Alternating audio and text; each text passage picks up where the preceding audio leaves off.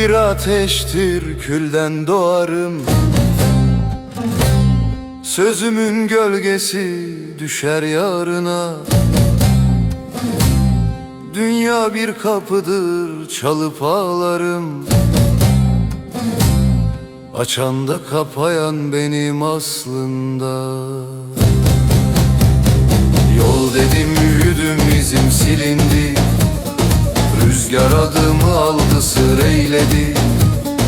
Bir damla hakikat içimde indi. Denizler susarken kalbim söyledi. Taşlara sorsalar dilimden bilir. Geceye bıraktım yükümün yarısını. Hak ile bakınca insanı görür. Aynada aradım kendi varımı. Taşlara sorsalar dilimden bilir. Geceye bıraktım yükümün yarısını.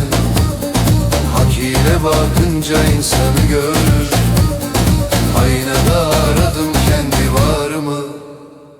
Ne taç ister başım ne de saltanat.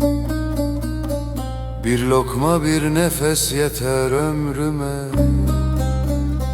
Sevdayı bilenin kalbi devlettir. Kırgınlık yakışmaz hak yol yürüyene. Allay allay